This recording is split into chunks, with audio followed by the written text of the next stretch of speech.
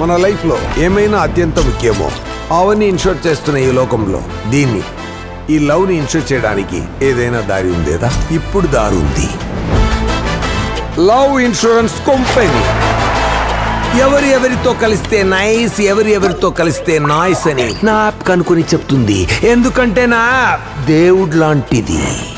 Like వల్ల నేను హ్యాపీగా లేనని ఒక్కడు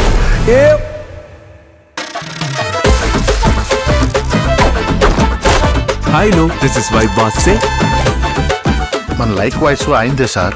లవ్ ఇన్సూరెన్స్ కంపెనీ మిమ్మల్ని ప్రేమతో ఆహ్వానిస్తోంది. ఆయన లైక్ లో నేను లేరండి సార్. సార్, నేను పచ్చని ప్రపంచం నుంచి వస్తున్నాను. ఓ యా ఆ స్టూపిడ్ ప్లేస్ నుంచి వస్తున్నారా మీరు?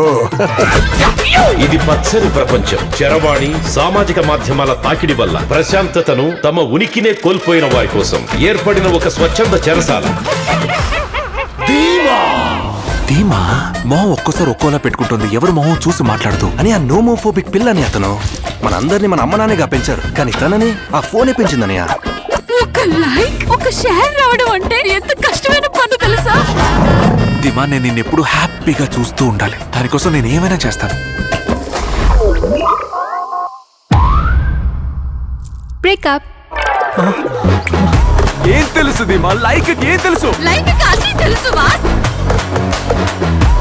వాడు ఎంత గించుకున్న వైబ్ వాసు ధీమా కలవకూడదు.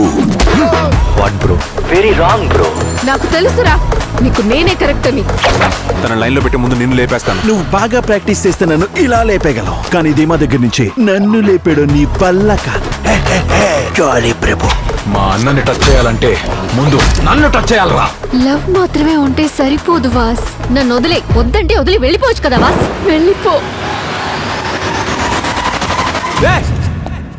ఏంటి?